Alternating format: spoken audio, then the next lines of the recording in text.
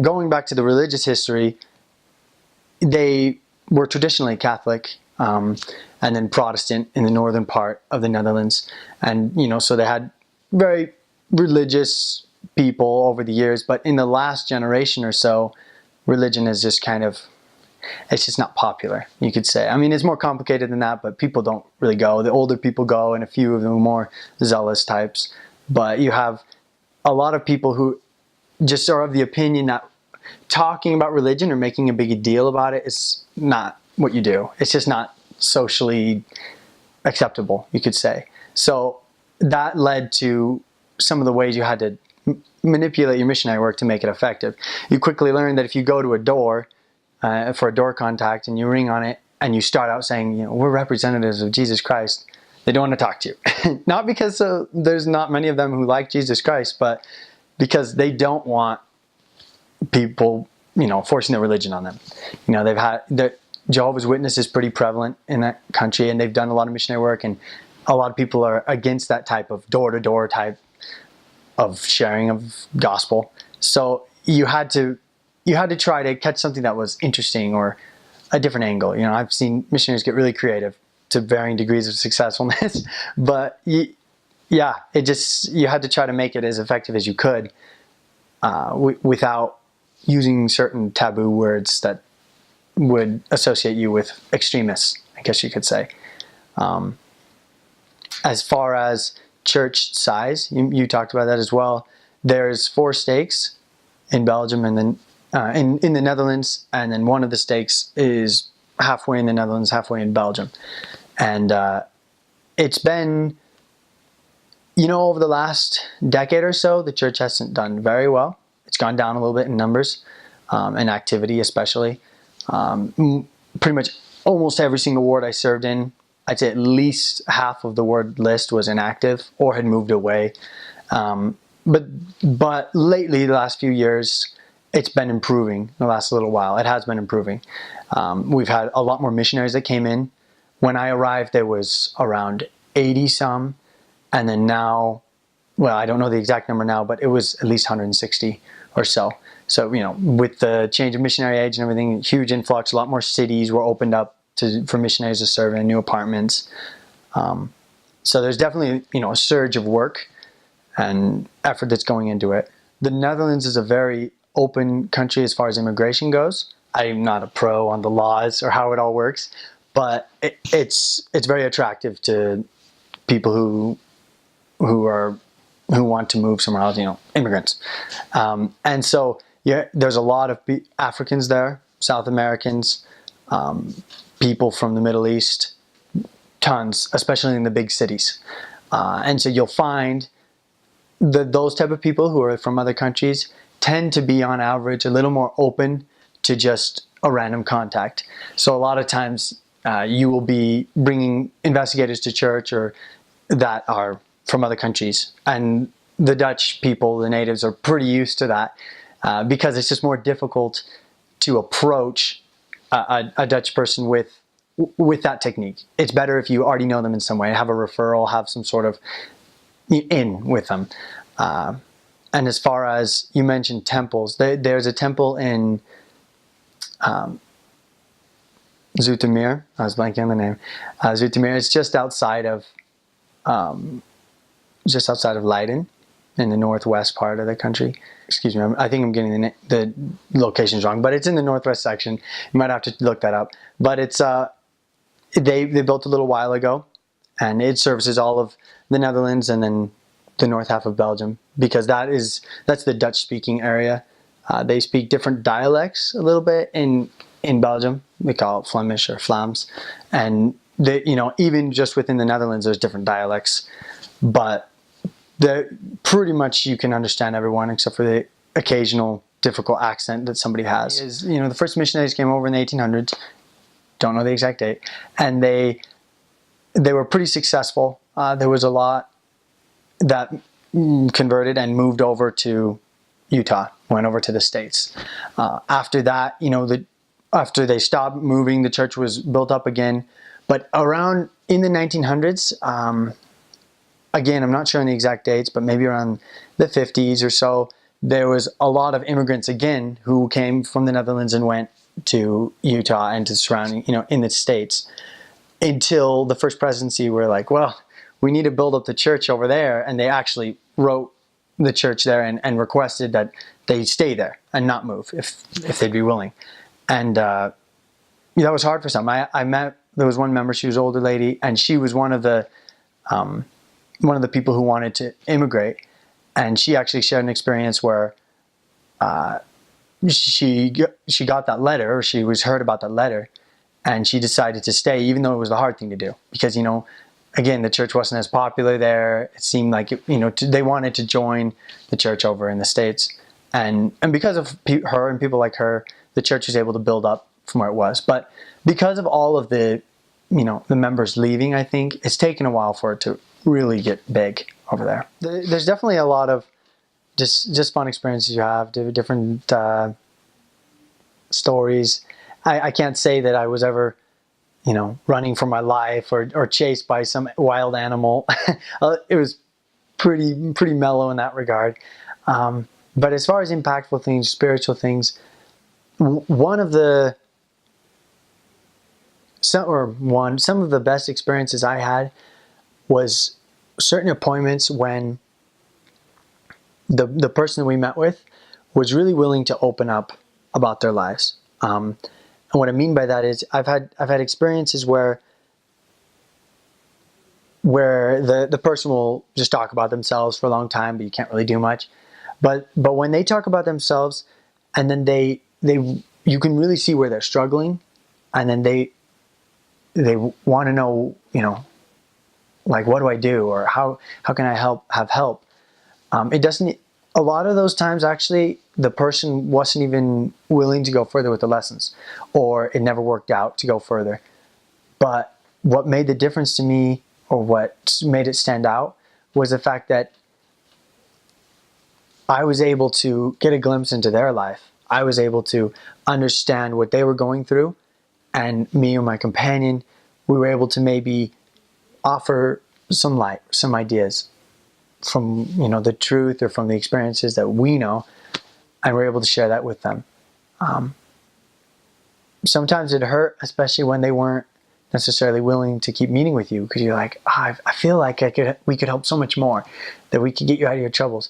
But I saw it as not only a chance to help them, but a privilege for me to be able to just see these experiences from these people. And you can see how, good or bad choices can make such a big difference in your life. And it would just reinforce things that I knew to be true from these experiences. It's so hard to, quantify and name each one. Like, I know this is true because of this experience. And, I guess that's what a journal is for. I'm not super good at journal.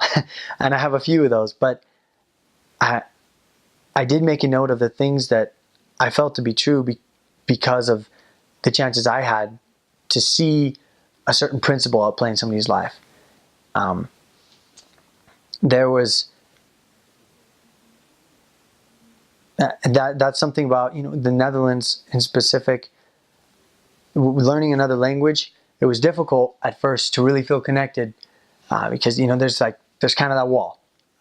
You don't necessarily understand all they're saying, and you can't convey all you feel. The longer you are able to stay there and stick with it, I feel like especially the Spirit really helps you. At least it helped me to get more out of what they said. Still often what I said was, me saying things was difficult, but I felt like I was really able to understand and get the feeling of what they were trying to convey. And I felt like that was a gift from the Spirit. And I think people who all over the place who had to learn another language for their mission can identify with that, where you can just really see the Spirit at play helping you to understand where they're coming from. And sometimes it doesn't even mean that you can do much about it. But sometimes it's enough for that person to say it out loud. And it just gets them thinking about their own life and their own relationship with God, with Christ. And that to me is what we're called to do, as much as we can, to awaken that relationship or that communication with God for them.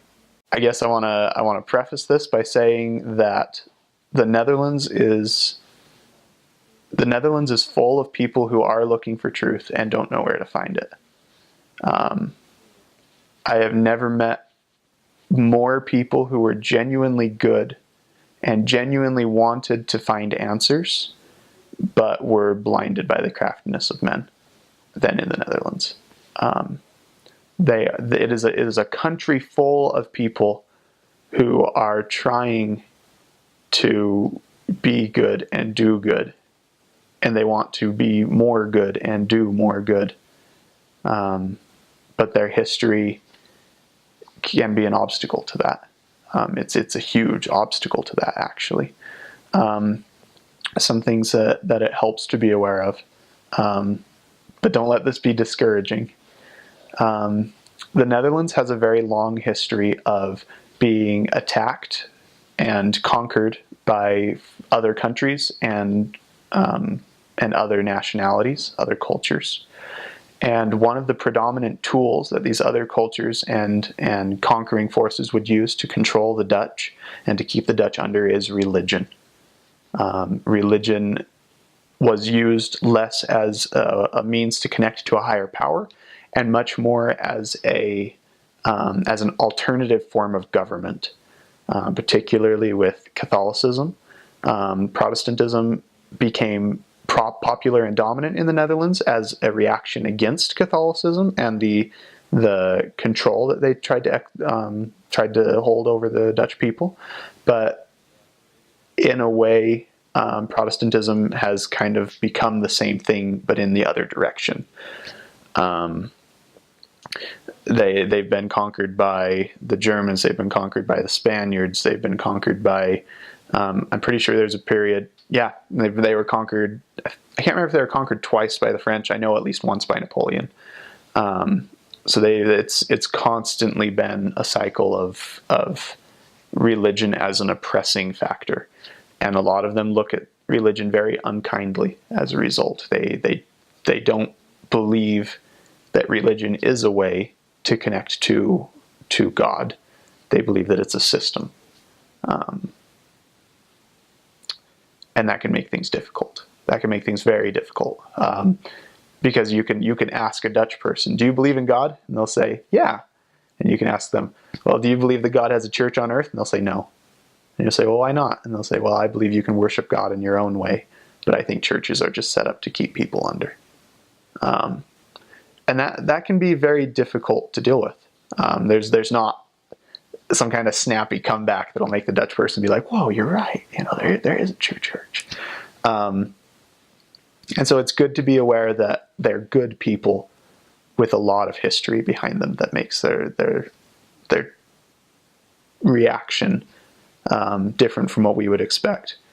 I think it's also worth noting there is one temple in the Netherlands. It's relatively new. It's in a town called Zoetermeer or Sweet Lake, which is actually part of Den Haag. So you'll regularly see it referred to as the Hague Temple or the Den Haag Temple. It's small, but it's very pretty. As a missionary, you will have the opportunity to visit that twice a year. No more, unless you reactivate a less active member. That's something they just recently started doing. And if you miss those opportunities because you're late or because of sickness or whatever, they don't really make exceptions. It's a very small temple, so they don't have the capacity or the throughput that Utah temples or American temples have. So make it count. It's beautiful, though. It's a gorgeous temple. And the symbolism behind the temple is absolutely amazing. It's supposed to symbolize the river of fresh water flowing from the temple in Jerusalem to heal the Dead Sea in the very last days, right before Christ comes. And when you see the design of the temple, you'll see it, and it's gorgeous, and I love it. Church meeting houses in the Netherlands are kind of spread out. It's not always intuitive where the church meeting houses are, and the ward boundaries are definitely not always intuitive. And because there are not a ton of members over there, they're not standalone buildings like they are here. They're not buildings specifically made for that purpose, except in very rare occasions. I think I've seen three. I've seen 3 buildings out of the 5 areas I served that were specifically made for church services. The rest were 4. I've seen 4. The rest were repurposed buildings that the church simply rents or has bought and then turns into a church building, which is it's kind of interesting. It can make them hard to find. So if you're going to bring investigators to church, often you'll have to help them find it. If it is a standalone building, because Dutch cities are much smaller than American cities, most people know where it is. It's kind of a landmark. You can be like, oh, do you know the church on the corner of this and that? And they'll be like, oh yeah, the big brick one. And you'll be like, yeah, that's us. And they'll be like, oh, cool. And then you actually have to get them there. But it's pretty cool. It's fun. I've been in a church that was actually a house in World War II where the man would, this is a long story, I'll keep it short. So the man bought a house. In the basement of the house were gas chambers. So he would take Jewish refugees and hide them down there and just keep them safe. He wouldn't gas them. He would just use the gas chambers as a hiding place until the Jewish refugees moved on. And then in this same church building, the Nazis finally found out. They came in, they took over the house, and then they put the chambers to use. So kind of macabre. The services are not held in the basement, but that's a church building. That's a building that we use as a church. Otherwise, sometimes it's just office space. I remember it was a really big deal, like nationwide news big deal, when the church bought a plot of ground and built an American-sized church in Zoetermeer. And comparative to the rest of the buildings, it's enormous. It's absolutely huge. It's built in the traditional horseshoe with the chapel in the middle, recreational hall. It's very standard for a Utah and American church. It's enormous over there. Absolutely, just mind-numbingly large. So that's something to be aware of. The church membership is small over there. A really big and bustling branch has 100+ members, active members. I spent the majority of my time in cities and areas where they had, I don't know. I remember in most of my areas it was a good day if we broke 35, if we got above 35, which wasn't a bad thing. It was just there were less people there. Bringing new people to church is a big deal because of that. If you can get an investigator to church, that can go a long way to building member confidence in you as a missionary. And that'll excite the members, and then the work moves faster, which is cool. But the reason it's small is because back when the apostles were doing their work in Europe and conversion numbers were through the roof, they converted a lot of Dutch people. There were a lot of Dutch saints that were very steadfast and very strong in the gospel. Most of those emigrated to Utah. Most of those crossed the ocean and went to Utah with the pioneers. And that's why you'll see a lot of Dutch names. Dutch culture has influenced Utah a significant amount. But that was good for the saints in Utah and good for the church overall. That left the church in the Netherlands in a very weakened, very fledgling state. We don't have a lot of members over there, and we don't have all of the programs that we have in America. Welfare is very hit miss. It's not, we don't have a storehouse over there. We don't have welfare square over there. We don't have employment services over there. If you need help that goes straight to the bishop, and he decides what can and can't be done. But the members that have stayed over there and that are over there, they have testimonies. They have strong testimonies, and they're deep, and they know it's true, because they live in a country where it's not popular to be religious, much less Mormon, and they know why they're doing what they're doing. For the most part, they're very steadfast in what they know to be true. And while that doesn't always extend to actively coming to every single meeting, it does extend to, they know there's a God. They know Joseph Smith was a prophet. They know the Book of Mormon is true. So it's unique, but the people there are very genuine, and it's a pleasure to get to know them and to get to support them in being members of the church. It is genuinely a delight to get to know some of these people. And man, some of the friendships I've made, I wouldn't trade for the world. I've got a lot of mission stories, but a lot of them are things that were out of the ordinary, because the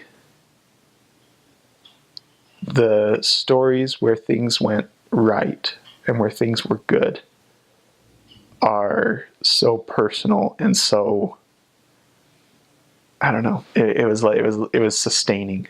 It was those confirmations and those moments where the Spirit was there that let me know that the Lord was aware of me, and that he loved me, and that I was in the right place and doing the right thing. And those are holy to me. The church is still in the growing process in the Netherlands. The missionary work was really successful there. There's actually a monument in a place called Friesland. That's where I started my mission. That's one of the provinces. There's a monument there to the first person baptized. And it's really interesting that they had a lot of success. And I had the opportunity to look through the baptismal records of the church over the decades that the missionary work has been going on there. And there aren't as many members as you'd expect. And that's because they all immigrated to Utah. And so the church has had a presence in the Netherlands for a long time. But it really is still in that growing phase right now. They have 4 stakes, and the current mission plan is Operation Build a Stake. It's where we're going for a 5th stake. There's a prophecy about our mission, about Belgium and the Netherlands, that was spoken by one of the prophets. If I remember correctly, it was President Benson. And he said that there will come a day when there are 40 stakes of Zion in the Netherlands and a temple. There's currently a temple and 3.5 stakes. The other half is in Belgium. And so that is President Robinson's plan. He said, this is something that the Lord wants us to do. You don't get to 40 unless you go to 5. And so that's our goal, is working to get that 5th stake built. And there is a temple. It sits in Den Hague, the Hague, and it's actually quite a nice temple. It's a really beautiful little temple there. It's the only temple in the world that is built below sea level, because everything in the Netherlands is below sea level. That's one thing that will really hit people, is if they come from a high altitude place, like I do, then you'll feel like you can run forever, because you live below sea level for a lot of your mission. And there's just a lot of oxygen there. So you feel really good. But when you come back, I know the first time I went for a run, a few days after getting home, I didn't think I was going to make it past the end of the street. It was horrible. But that's really a good place to serve. The people there have been through a lot in the Netherlands. The religious wars there that took place really gave them a bad view of religion. And there are still people that believe, but they're always a little skeptical, particularly of churches that claim to be the church, to have some greater truth. And you kind of respect that, knowing their history and knowing their past. And Dutch people they're very open with you. That's one thing that you notice very quickly, is that they consider manners to be something that's not, they have a different idea of manners. If they think your tie is ugly, they will tell you your tie is ugly, and they will look you right in the eye when they do it. And they'll be surprised if you're offended. Because that's a very Dutch mentality, is to simply see something and say something. And you learn really quickly not to get offended by that. And you, honestly, if you start to give it back, they'll appreciate that. Not that it's a license to be rude and say, well, you know what, your house is tiny. You don't do that. But it's, if you're honest and direct with them, they will appreciate and respect that. Because that's part of their culture, is you say it how you see it and how you feel it. And that's something that I really came to love about Dutch people, is that you could be blunt with them about the gospel and say, look, you're not getting an answer because you're not doing this or because you're doing that. They understood that you were being open and straightforward with them out of a desire to help them. And they respect that. That was one thing I always noticed. Even the people that turned us away or that talked for a little while but weren't interested, they always said, thank you for coming. We were like, you know, it's great that you spend your time doing this. It's not for me, but I hope you find success with someone else. And, you know, many of them did mean that. A lot of them would be willing to say, you know, this isn't my thing, but try this guy, maybe a few houses down. I think they're religious. And it's not so much that they themselves don't believe in God, but it's something that's very private to them. It's something that they don't feel very comfortable discussing with people they don't know very well. And that's something that, you know, you really learn to respect. Religion is something that's very personal in everyone's life, and the Dutch people are no different in that respect. They're maybe a little quicker to brush you off, but it's not out of I don't think there's a God. It's, I think there is a God, but I don't feel comfortable talking about my beliefs with other people. And that's something that I know kind of catches you by surprise at first. You get this idea that it's a godless country full of wickedness and sin, but it's not. It's a country full of people who are doing the best with what they have. And they do have ideas about God and how he works with his children. They just might not want to discuss it with you on the doorstep. When I first got to the mission, there were about 60 to 80. When I left, there were about 160 plus. So we've about doubled in a couple of years. It's all of the Netherlands and the northern half of Belgium, because they speak Dutch there. In the southern half, they speak French, so we don't go into that half. Nobody would understand us, it wouldn't work. And it's really kind of an interesting thing that you see a big cultural divide between the Netherlands and Belgium. And it's that person to person, they get along great, they'll have friends. But if it ever becomes country versus country or culture versus culture, you don't talk to people from that culture. You just don't. It's war. And I know, especially during the World Cup, if it had been Belgium versus the Netherlands, that would have been something to see. And they speak a dialect in Belgium that's called Flemish. Vlaams is the word that they use for it in Dutch. And it's not that hard to understand after you get used to it. There are some peculiarities about how things are pronounced or different words, but it's worth the time to learn. You don't have to. They'll understand you if you speak ordinary standard Dutch to them, but I learned it when I was in Belgium, and that was a big help. They immediately notice, hey, he sounds like us. He's trying to understand and to accept our culture. He's not just saying, oh, I speak Dutch, blah, blah, blah. He's trying to understand the way a Belgian feels and thinks, and they really respond to that. They laugh when you ask them, well, how do you say this in your language? Or when you try to pronounce something they appreciate that a lot. Belgians and Dutch people will really respond if they see an honest effort to learn their language, and they're not afraid to help you if you ask.